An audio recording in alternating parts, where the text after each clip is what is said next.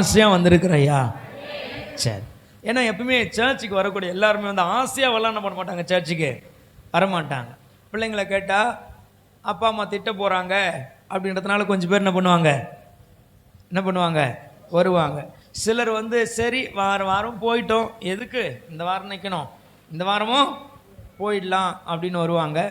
ஒரு சிலர் வந்து போகலன்னா கண்டிப்பாக இவர் கூப்பிட்டு கேட்பாரு அப்படின்ட்டு ஒரு சிலர் என்ன பண்ணுவாங்க வருவாங்க. ஆனால் ஒரு சிலர் மட்டும்தான் மனுஷனை பார்க்காம கர்த்தர் செஞ்ச நன்மைக்காக அவருக்கு நன்றி சொல்லணும்னு ஓடி வருவாங்க. ஆமென், அல்லேலூயா.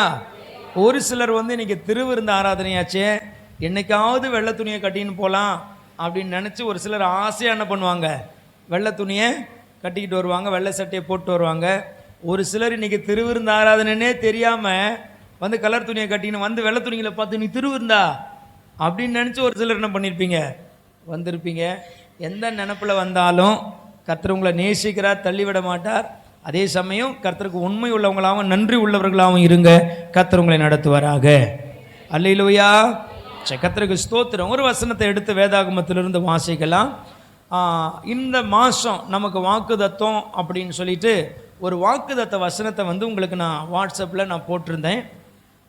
நான் வந்து முன்கூட்டியே இந்த வாக்குதத்த ஆராதனையை குறித்து சபையில் நான் சொல்ல மறந்துட்டேன். இனி வருகிற நாட்களில் சொன்னாலும் சொல்லலைனாலும் ஒவ்வொரு மாதமும் 1ஆம் தேதி காலையில் சர்ச்சில் என்ன பண்ணும், வாக்குதத்த ஆராதனை நடக்கும். நீங்கள் 10 பேர் வந்தாலும் 100 பேர் வந்தாலும் வாக்குதத்த ஆராதனை இனிமேல் நடக்கும். கர்த்தருக்கு ஸ்தோத்திரம். வாக்குதத்த ஆராதனையே நடக்கலைன்னா கூட மாதம் பிறந்த உடனே 1ஆம் தேதி காலையில் வந்து ஒரு சபையை திறந்து என்ன பண்ணுங்க, ஒரு ஜெபம் பண்ணிட்டு போங்க. அந்த மாதம் ஃபுல்லாக உங்களுக்கு ஆசீர்வாதமாக இருக்க கர்த்தர் உதவி செய்வார். அல்லேலூயா. சந்தோஷமாக இருக்கிறீங்களா? அல்லேலூயா. நான் காலையில் நைட்டு ராக்கி கிட்ட சொன்னேன், என்னென்னா நாளைக்கு 1ஆம் தேதிப்பா காலையில் 4 மணிக்கு எழுந்து சர்ச்சில் மேலே பாட்டு போட்டு விட்டுரு.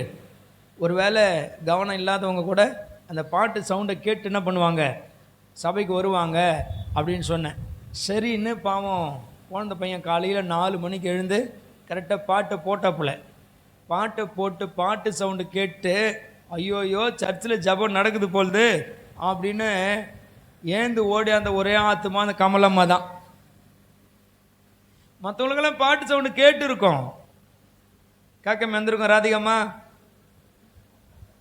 கேட்காம வந்திருக்கோம், கவிதம்மா, செல்வியம்மா, நீங்களாம் 10 கிலோமீட்டர் இல்லை பக்கத்தில் கேட்டு இருக்கோம். முன்னாடியே சொல்லியிருந்தால் போயிருக்கலாம். கர்த்தருக்கு ஸ்தோத்திரம். அவனுடைய காரியத்துக்கு என்ன பண்ணுங்க, முக்கியத்துவம் கொடுங்க, ஓடி வாங்க. கர்த்தருடைய சமூகம்னாலே ஒரு பெரிய ஆசை. ஆமென், ஆமென், அல்லேலூயா. அதனால் சின்ன விஷயம் பெரிய விஷயமா இருந்தால் கூட கர்த்தருடைய சமூகத்துக்கு முதலிடம் கொடுங்க, கர்த்தர் உங்களை நடத்துவார். அந்த வாக்குதத்தமாக ஒரு வசனத்தை நான் கொடுத்துருந்தேன். அதே வாக்குதத்தத்தை தான் நான் இப்போ உங்களுக்கு நான் சொல்ல போகிறேன். எடுத்து வாசிங்க. 1 நாளாகமம் புத்தகம் 22வது அதிகாரத்தை திருப்பிக் கொள்ளுங்கள். 1 நாளாகமத்தின் புத்தகம் 22வது அதிகாரம் அதனுடைய எத்தனாவது வசனம்பா? 16வது வசனம் வாசிங்க. பொன்னுக்கும் வெள்ளிக்கும் வெண்கலத்திற்கும் இரும்பிற்கும் கணக்கு இல்லை, நீ எழும்பி காரியத்தை நடப்பி கர்த்தர் உன்னோடு இருப்பாராக என்றான். ஆமென்.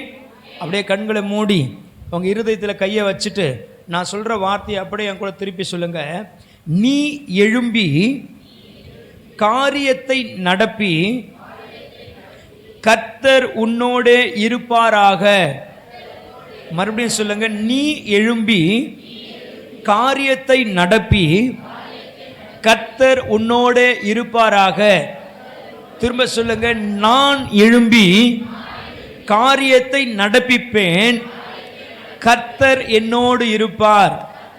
மறுபடியும் சொல்லுங்க. நான் எழும்பி காரியத்தை நடப்பிப்பேன், கர்த்தர் என்னோடு இருப்பார்.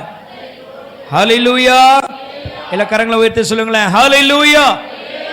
இந்த 2025வது வருஷத்தினுடைய இந்த 2வது மாதமாகிய இந்த பிப்ரவரி மாதத்துல கர்த்தர் நமக்கு ஒரு வாக்குதத்த வார்த்தையை கொடுக்கிறார்.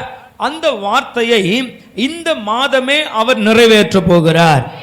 சத்தமா சொல்லுவீங்களா? ஹல்லேலூயா. அது என்ன வார்த்தை அப்படின்னா, அவர் சொல்றாரு, நீ எழும்பி காரியத்தை நடப்பி கர்த்தர் உன்னோடு கூட இருக்கிறார். எத்தனை பேர் விசுவாசிக்கிறீங்க? பின்னாடி இருக்கிறவங்க எல்லாம் விசுவாசிக்கிறீங்களா? ஹல்லேலூயா. அது என்ன காரியம், என்ன காரியத்தை கர்த்தர் செய்ய சொல்றாரு? எனக்கு தெரியாது, அது உங்களுக்கு தான் தெரியும். இந்த மாதத்துல என்ன காரியத்தை நீங்க செய்யணும் அப்படின்னு மனசுக்குள்ள வச்சிருக்கிறீங்களோ அந்த காரியத்தை பத்தி தான் கர்த்தர் சொல்றாரு. நீ செய், பயப்படாத, நான் உன் கூட இருக்கிறேன்றாரு. ஆமென். ஒருவேளை நீங்க இந்த மாசத்துல இந்த மாதிரி ஒரு விஷயத்தை நம்ம செய்யலாம் அப்படின்னு ஒருவேளை நீங்க மனசுக்குள்ள நினைச்சிருக்கலாம். ஒருவேளை அந்த காரியத்தை தேவ சமூகத்துல கொண்டு போய் இன்னும் ஜெபத்துல கூட நீங்க வச்சிருக்காம மனசுல தான் நினைச்சிட்டு இருக்கலாம். கொஞ்ச காலமா அந்த விஷயம் உங்க மைண்ட்ல ஓடிக்கிட்டே இருக்கும். சில நேரமா அது சம்பந்தமாவே யோசிப்பீங்க, அந்த சம்பந்தமாவே பேசுவீங்க, அது சம்பந்தமாவே நீங்க எல்லாத்தையும் பண்ணுவீங்க. அப்படி ஏதோ ஒரு விஷயத்தை கர்த்தர் உங்க இருதயத்துல உணர்த்திக்கிட்டே இருக்கிறாருன்னு வச்சுக்கோங்களேன்.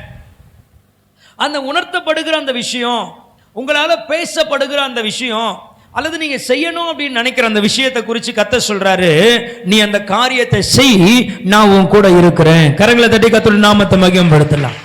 அல்லேலூயா, அல்லேலூயா. அது வேலை சார்ந்த காரியங்களா இருக்கட்டும், அது படிப்பு சார்ந்த காரியங்களா இருக்கட்டும், அது தொழில் சார்ந்த காரியங்களா இருக்கட்டும், அல்லது ஊழியம் சம்பந்தப்பட்ட காரியங்களா இருக்கட்டும், அது என்ன காரியமோ தெரியல, உங்க இருதயத்துல திரும்ப திரும்ப திரும்ப திரும்ப அந்த காரியத்தை கர்த்தர் போட்டுக்கொண்டே இருக்கிறார், அல்லது அந்த விஷயத்தை திரும்ப திரும்ப கர்த்தர் உணர்த்தி கொண்டே இருக்கிறார் அப்படின்னு சொன்னா புரிந்து கொள்ளுங்கள், மீண்டும் ஒரு விசை கர்த்தருடைய ஆவியானவர் இந்த நேரத்தில் உறுதிப்படுத்துகிறார். அந்த காரியத்தை தளர்ந்து போகாமல் செய்யுங்கள், உங்கள் கரங்களை கர்த்தர் திடப்படுத்துவார். ஆமென், அல்லேலூயா. சரி, இப்ப விஷயத்துக்கு வருவோம். இப்ப இந்த வார்த்தை யாரை பார்த்து சொன்னாங்க அப்படின்னு பார்க்கிறோம். என்னன்னா, தாவீது ஒரு பேரரசன். தாவீது யாரு? சத்தமா சொல்லுங்களேன். ஒரு பேரரசர் தாவீது, ரொம்ப பெரிய ராஜா, எல்லா ராஜ்யங்களிலும் பிரசித்தி பெற்ற ஒரு பெரிய ராஜா. இவருக்கு வயசான காலத்துல இவர் ஒரு முடிவுக்கு வர்றாரு. என்ன முடிவுனா, இவர் எப்பவுமே தாவீதுடைய இருதயம் எப்படி தெரியுமா, சில தவறுகள் பண்ணாலும் எப்பயும் ஓடி வந்து திரும்ப ஆண்டவர்கிட்ட என்ன பண்ணுவார்? ஒட்டிக்குவார், ஒப்புரவாயிடுவார். இந்த மாதிரி சுபாவத்தை உடையவர் தாவீது. தாவீது தனக்கு கிடைச்ச ஆசீர்வாதங்கள் எல்லாத்தையுமே உடனே காலி பண்ற சுபாவம் தாவீது கிட்ட கிடையாது. நல்லா கவனிச்சுக்கணும்.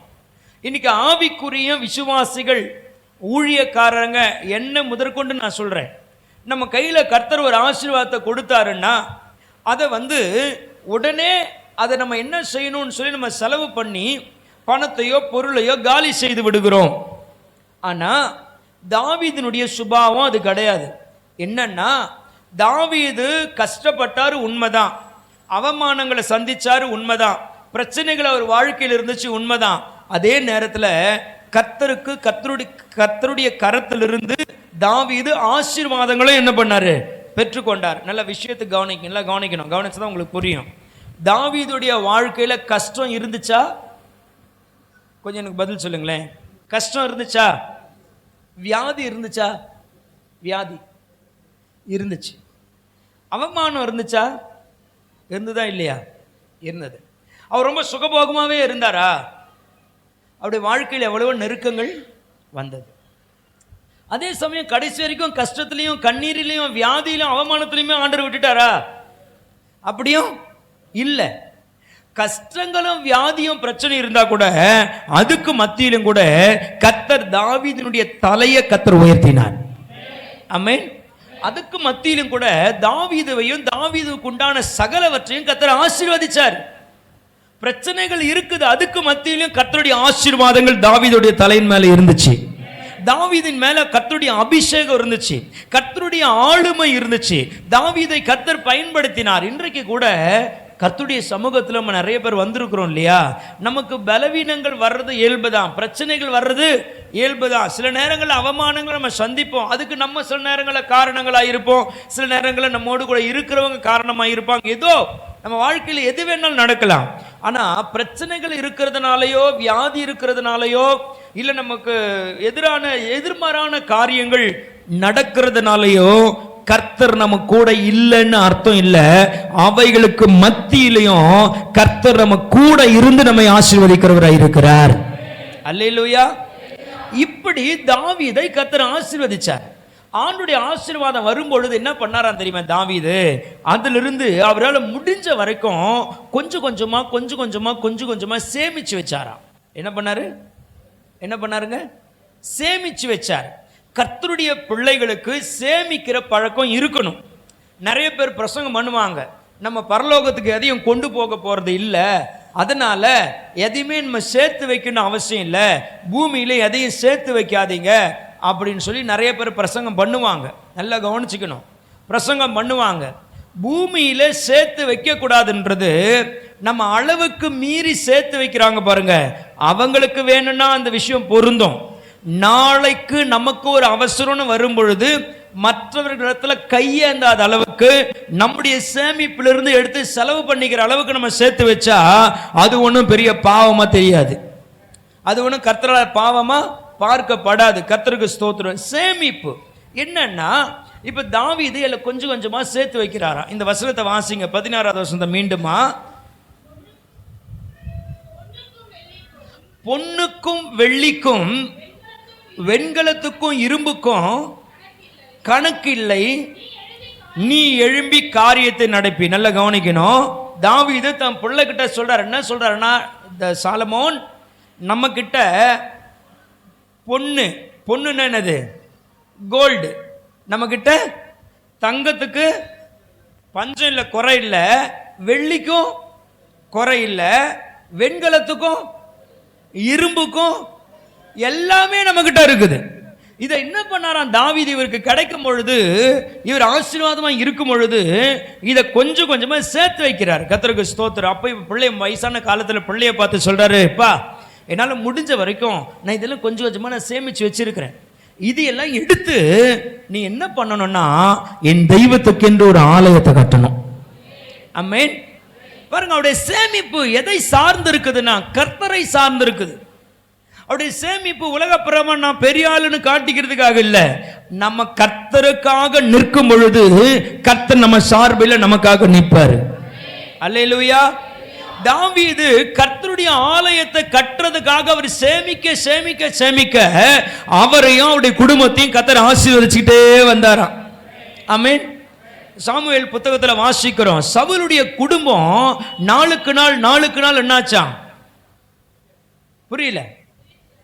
தாவீதுடைய குடும்பம் விருத்தி அடைந்தது, ஆனா சவுலுடைய குடும்பம் நாளுக்கு நாள் விருத்தி அடையவே இல்லை. ஏன் தாவீதுடைய குடும்பம் ஏன் விருத்தி அடைந்ததுன்னா, தாவீது தனக்காக சேமிக்கல, கர்த்தருக்காக சேமிச்சான். தாவீதுடைய குடும்பத்தை கர்த்தர் விருத்தி அடைய பண்ணினார். அல்லேலூயா. கர்த்தருக்காக நிற்கிற ஒரு மனுஷனையும் கர்த்தர் வெறுமையா நடுத்தருவில் விடவே மாட்டார்.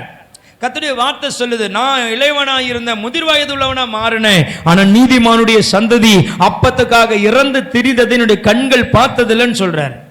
அப்ப கர்த்தருடைய பிள்ளைங்க கர்த்தருக்காக எந்த அளவுக்கு பிரயாசப்படுகிறோமோ அந்த அளவுக்கு கர்த்தர் அவர்கள் கூட இருந்து அவர்கள் தலையை கர்த்தர் உயர்த்துறார்.